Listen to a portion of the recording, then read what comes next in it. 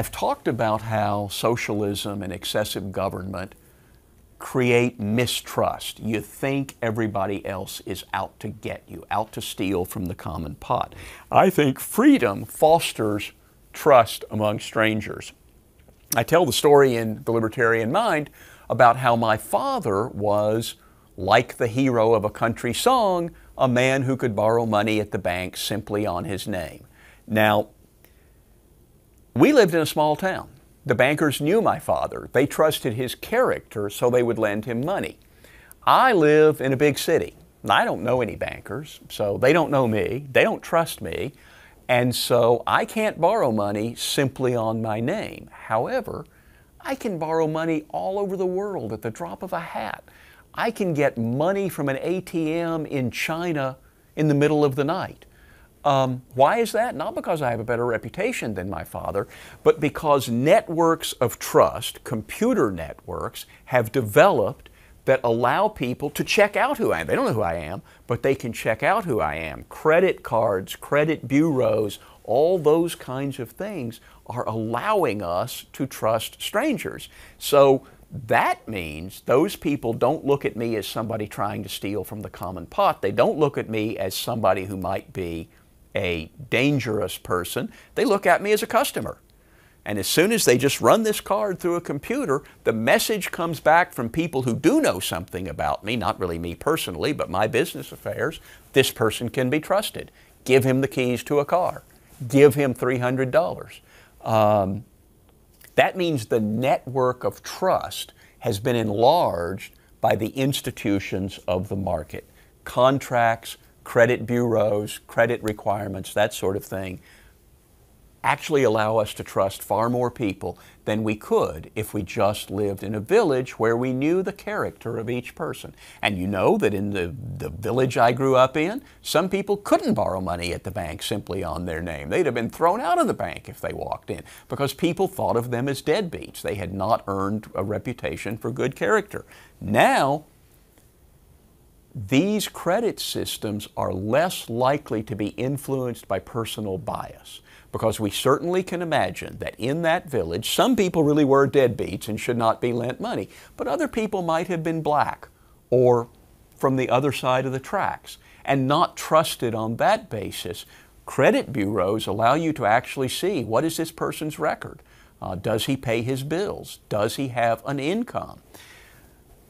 Enlarging that network of trust requires individual rights and responsibility. It requires secure property rights. It requires freedom of contracts so we can make these contracts and then make sure that they do get abided by. Free markets, and certainly requires the rule of law. And one of the problems is there are countries in the world where there is not sufficient rule of law, and these things would be much more difficult to do.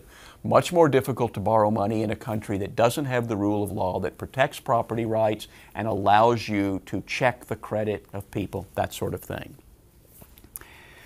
Part of civil society is businesses. Part of it is churches. Part of it is our extended families. Part of it is mutual aid and charity. And I think that sociologists and historians have paid too little attention to those kinds of institutions. We look, historians and sociologists, political scientists like to look at government, but they, and to some extent they study business as well. I don't think they've looked at the mutual aid and charitable society nearly as well. I give a lot of examples in The Libertarian Mind of these kinds of associations, but there are many more beyond that. In Africa, there's a traditional collective lending organization called the Susu. People get together, they lend each other money. There is a small network of trust. Now again, note, this is where you trust people because you know them. It's not the larger network that we can eventually get through market institutions and that we probably can't get through purely nonprofit charitable institutions. In Korea, they have a similar situation called the K. Obviously, I don't know if I'm pronouncing any of these things right. In medieval society, they used to have something called ales, A-L-E. You know, people get together and drink ale. and they chip in some money to help people who are down on their luck, who are sick, whatever. And this was a way, and in all of these cases, these are ways of relying on your peers, not relying either on the government or the rich, what used to be called Lady Bountiful. The lady of the manor would come and help you when you were sick. That's a nice thing to do, and when you're sick, that's a good thing to have. But for a lot of people, it's even nicer to be able to rely on yourself and your peers in a mutual aid society rather than dependent on your betters. In the late 19th, early 20th century, there were a lot of what were called the friendly societies. People would get together in groups, and maybe they put $1 in the pot every week, and the society builds up a resource. And when somebody is disabled or sick or your wife dies, you can draw on that pot. What does this mean? This means it's coming from you and your friends, you and your fellow lodge members or whatever. So again, you're not relying on the charity from the rich people's church. You're not relying on the government. You're relying on yourself and your colleagues. It also means that you're much less likely to shirk or cheat. If the charity is coming from somewhere else, somewhere on the other side of town, you don't maybe have the same qualms about pretending to be more disabled than you are, staying sick longer than necessary. But when you realize that you'd be stealing from your friends if you were doing that, and it's your pot too, then you'll be less likely to do that. Plus, part of the friendly societies was they were actually a society and they were friendly. And they would come by and see you when you were sick. They might be able to notice if you were no longer sick and could probably go back to work now. And then there's no need for calling people out. You know that people are going to see what you're like. You're going to go back to work. Unemployment benefits that come from a distant government, you may take them as long as they're available. Unemployment benefits that come from your lodge brothers, you're probably going to start looking for a job as soon as you can. Alcoholics Anonymous, another example of a mutual aid society, not for money, but genuinely for aid and comfort.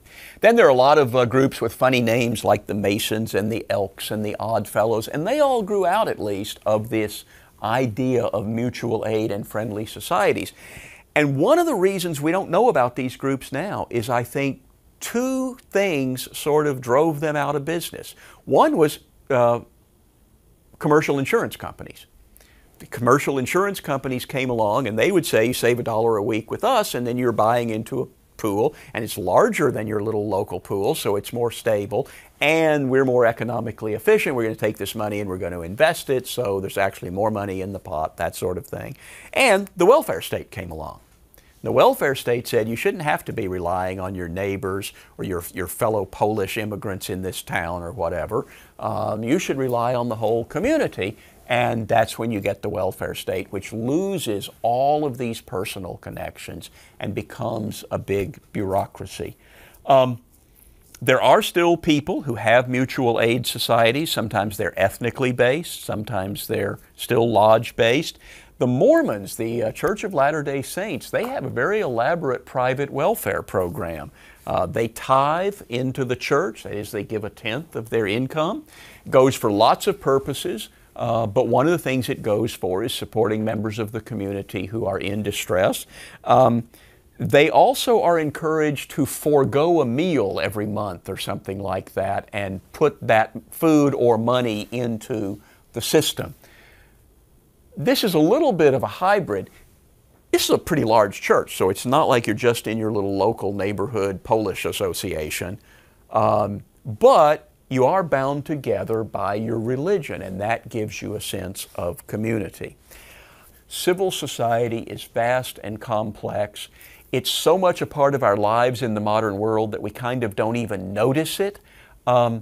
And it is insufficiently studied by scholars so that we are less aware of it than we should be. But it is a product of and a support of a free society, civil society, all the connections between people that don't rely on the force of government.